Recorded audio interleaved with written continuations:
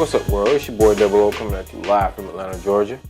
Hope everybody's doing well. Hope we had a very great weekend this weekend.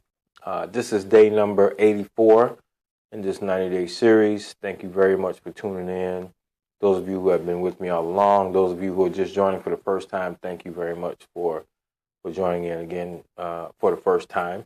Back again for the first time. Anyhow, tonight I'm going to finish the financial series that I began coming from The Richest Man in Babylon. And again, I urge everyone to go out and look for that book. Google it, download it to your Kindle, go to the library and pick it up. You know, stop by your nearest Barnes & Noble or your nearest used bookstore and scour through their inventory and look for this book. It will be well worth your time. It's called The Richest Man in Babylon. This is the book right here. Pick that up if you don't have it.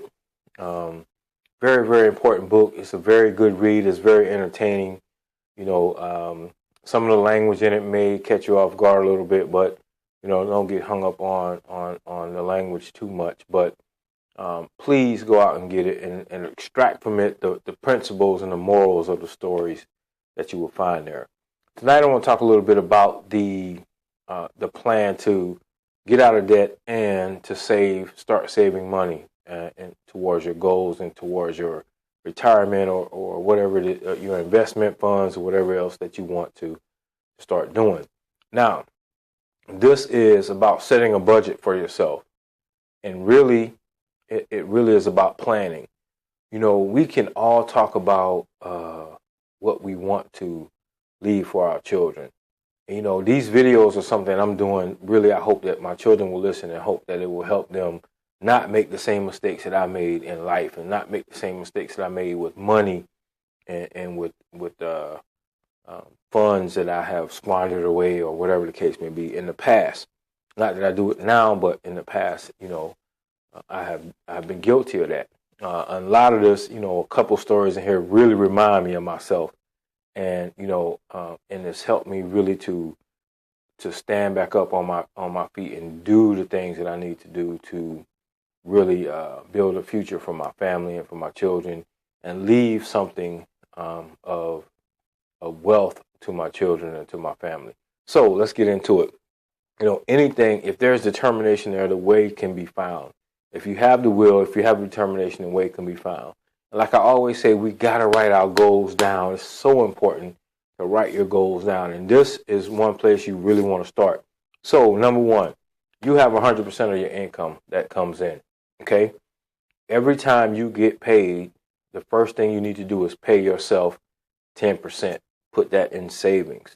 You know, if you want to put it in your 401k, that's beautiful. Understand what a 401k is. We'll get into that later on and the different funds that are in there. Because most people invest in the 401k or they put 2 or 3% in there and they don't really understand what they're doing or why they're doing it. They're just doing it because it's the thing to do. Well, we're going to get into that tomorrow night maybe or the next day about 401ks and how they're important and how to use them to your benefit and not the benefit of the people that you're investing in.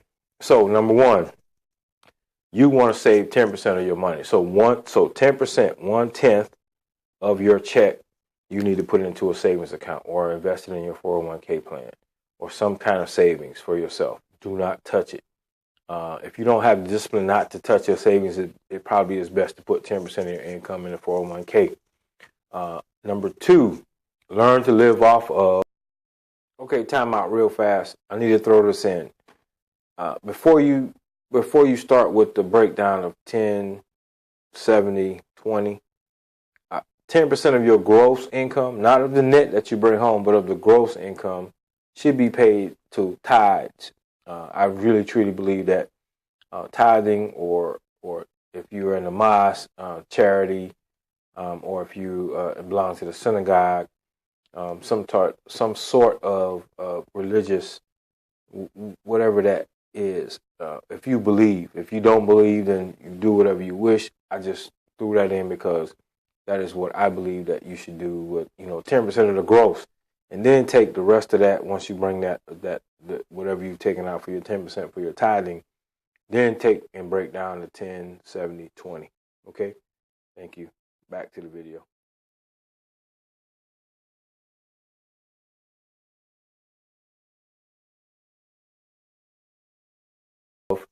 70% of your income. So you have 100%, 10% you put in the savings, the 70% you live off of. That means all of your monthly bills, your rent, your mortgage, your car note, your insurance, things of that nature. You live off the 70%. Now, that takes discipline. How do you do that? You have to sit down and create a budget, create a plan. You know, I got light bill, I got water bill, I got gas bill, whatever that is, you need to include it in that 70%. So when you get to that 70% amount, if there's something in there that you need to take out, cable or you know, eating out every Friday night at an expensive restaurant or whatever the case may be, you take it out. If you don't want lights on in the house, then just take the light bill out. That's a joke.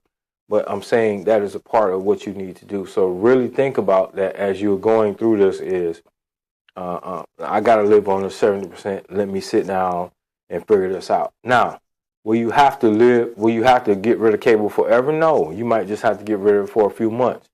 But the other thing is you have 20% over here that's still left, right? We're going to get to that 20% in just a second.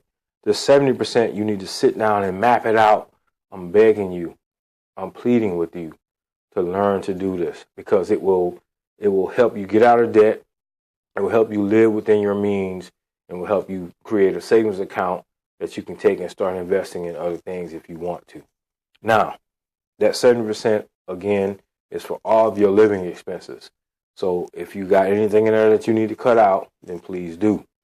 Now, let's talk about debt, that other 20% that we haven't talked about yet, okay? So now debts are things that is not reoccurring on a monthly basis. So a debt would be a student loan, or a debt could be a loan that you took out from the bank. Credit cards, you know, we know what those credit card debts are. Those type of things are debts. If you owe somebody money on something, you know, those are considered debts. Back taxes or whatever the case may be are debts. So here's what you want to do with that other 20% of your income. Every time you get paid, first thing you want to do is you want to sit down and create a list of what your debts are. Add them all up. Make a ledger. Some of you know how to use Excel. Create an Excel spreadsheet. It would do it for you quite simply if you know how to put formulas in. But anyhow, if you don't, just get you a notepad and pencil, write down all of your debts, add them up. You have a bottom line of how much that debt is. But what you want to do now is take 20% of your income and divide it by the number of people that you owe money to, debts that you have. Okay? So if you have $200 left over, let's just say hypothetically, this is 20%, is $200. I have 10 debts. Each one of these debts then is going to get $20. It doesn't matter how much you owe to each one of them, you want to put $20 on each one of those debts. Pay it off. Just pay that every 2 weeks. Now, at first, this might seem like you'll never get it done, but I guarantee you, if you do this and you follow your plan, by the end of a few months or a couple years, you will have paid off all of your debt. The thing is to be consistent with it every time you get paid. 20% of your money goes towards these debts. So you line them up, divide it up amongst your debts, and you consistently pay those. Now, some people at first will grumble. You know, they might get upset, but you tell them like I tell them, if you want to keep your name in the hat, or if you want me to take your name out of the hat, I will. I'll just divide it. Instead of 10, I'll have 9 people now I can pay. I'll go ahead and pay them, but I'm going to send you your money. And so if they don't send you, if you send them money and they don't send that check back to you or send that money order back to you, that means they have accepted. That means they accepted your terms. So if they cash it, they accepted your terms that you're going to pay them that. But remember, you must pay them. You should pay them. I'm saying you should pay every month or every 2 weeks or however often you get paid. Take that 20% of whatever you have there of your income and split it up amongst those debts and just pay that amount. Now, as the debts drop off, you increase the amount, right? So if you go from if you go from 10 debts and you paid off 2 of them, that means you have 8 debts left to divide amongst that $200 that you have. So now instead of sending them $20 a piece each, and you send them whatever's left over. I don't want to do that math right now. It's something like $25 a piece, right? So you increase it some. So you want to make sure that each time you pay off somebody, then you take that same $200. You don't put it somewhere else. You take that same $200 and you divide it up amongst those debts. So once you get down, say you get to 5 debts after a certain period of time. So now you have $200. You divide up over 5 debts, right? $40 a piece. Keep going. You just keep moving, and then so as it goes, by the time you get to 1, now you're taking that whole $200, you put it on that one debt. If your money that you bring home each week or every 2 weeks increases, then you use the same formula. You're using percentages. So you take 10%, you put it away. 70% you live off of. That 20% you put it on your debts. If you live by that plan, I guarantee you within a few short months or a couple of years, you will have paid off your debts, and you will have money that you've saved. Your living expenses will be in order, and boom, you'll be debt free. Okay, so if you don't believe me, just try it. Most times, again, we'll say, I've heard that before. Have you tried it before? Is my question. Try it. Okay. So again, thank you for listening. I really appreciate it. Peace. One love. Doug.